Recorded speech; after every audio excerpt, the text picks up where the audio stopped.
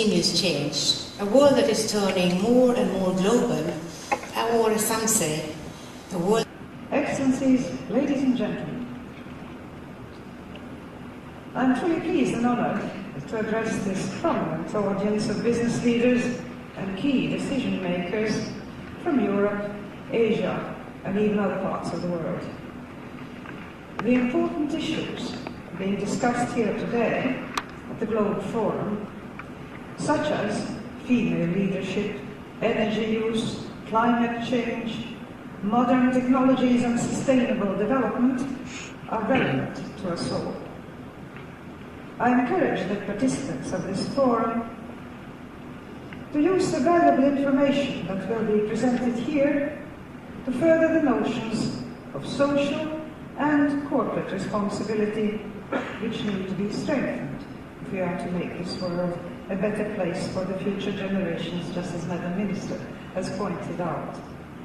The participation of so many women leaders at the Globe Forum and at this accompanying panel testifies to the increasingly active role that women are playing in world affairs. In this respect, I am proud to note that according to Eurostat, Latvia currently has the highest proportion of female executives in the EU. It is 44% compared to 30%, a mere 30% here in Sweden. I know that the Swedes have always been very proud of that figure, but there you see, we beat you.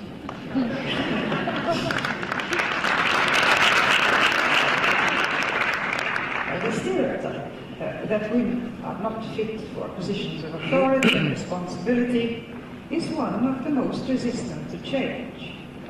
I do encourage women to break it by accepting responsibility whenever it is offered to them, and by showing through their success that they truly can handle it. Excellencies, ladies and gentlemen, as you are aware, Latvia and her neighboring countries in Central and Eastern Europe represent a booming and promising market for foreign investors.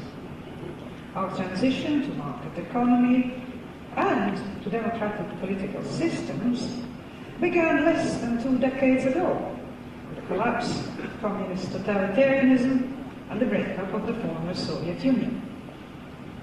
This transition was difficult and painful at first, but it has proven to be immensely successful. It was worthwhile.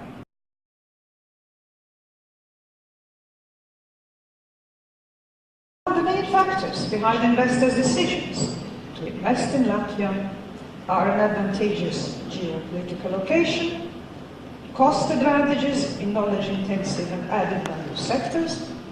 For Eastern investors, Latvia is a perfect springboard to the EU market in the West, while for Western investors, Latvia can provide an ideal platform to the rapidly growing Russian and CIS markets in the East.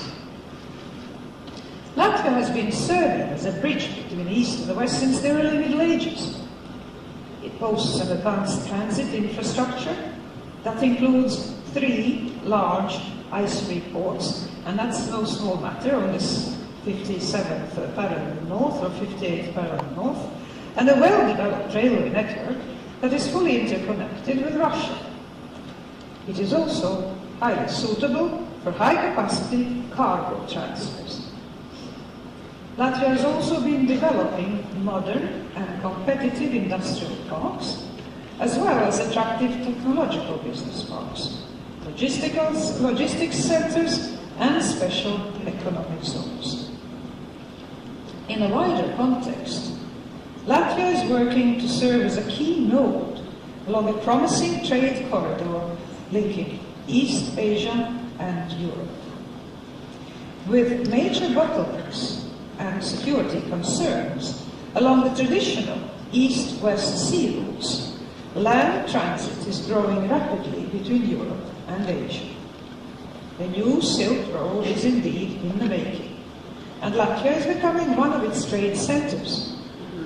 By using the railway corridors that go through Latvia, Nordic exporters can cut their delivery times to East Asia threefold, from 45 days to just 15 days, and with comparatively small cost increases.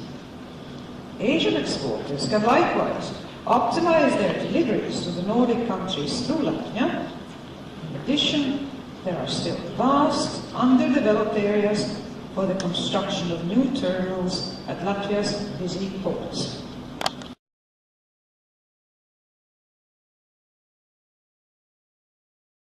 We have been rather complacent about the sources of our energy. For many years, I think it seemed so self-evident that we simply rely on fossil fuels, accept very stoically the ups and downs of their prices, but the fact is they are non-renewable. That is the first problem.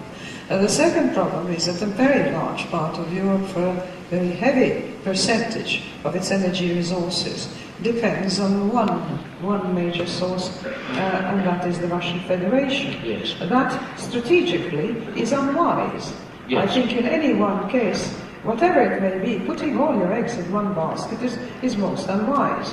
And we've had certain indications of the potential problems that it may create. So I would say that there's, first of all, an awareness of the need to have a very conscious energy policy that is one Europe-wide, where we think of the whole continent, starting with the EU as a common policy, and then in the EU in relation with Russia and other countries that are on the continent that are not part of the European Union. To think of a globalized energy network, how we can organize it, to diversify the sources of energy, to diversify the channels of distribution. Yes. I think this is an important task where we have to think all of us together and not go ad hoc, each country separately, because I think that is going to lead to disastrous results. Secondly, there has been definitely a neglect of alternative sources of energy. Here again, we have been very complacent. There's been a tendency to think of, say, wind or solar energy as sort of gadgets, as toys, yes. that some people have tried out for their amusement, that really are not very practical, that are not cost-effective, therefore we kind of poo-poo them and may have a small percentage of our energy arising from them. I think the time has come to invest much more serious research, and has been done in countries like Denmark, in the use of such alternative sources of energy and making them cost-effective, because that, of course, is the trick. Yes. Well, of course, one source, now to come to that technical part you mentioned, yes. Nuclear energy. Nuclear energy is renewable. It is, if it is well constructed, according to the most modern technologies, it is actually clean, it does not produce CO2 emissions and so on, and it becomes, especially in the long term, cost effective. It does have problems because there's nuclear waste that is produced. Nuclear waste is a serious problem of how to dispose of it, and I think that the technology on that still has a way to go. And it is, I think, quite justifiable for many people, green parties, but other concerned citizens, to be concerned about, first, the safety of such plants, because we've had Chernobyl, and we saw the disastrous results of that, and there is a serious and legitimate concern about the disposal of nuclear waste. Right. But when you have no other source of energy, well, of course, what we do find in France and many other countries, yes, nuclear plants are operating, they are efficient. Latvia is currently buying electricity from the Ignalina plant in Lithuania, and when that is closed down in 2009, we have a shortage. Yes. We will have a shortage, and therefore we have supported the idea of the three Baltic countries going it together in the construction of a modern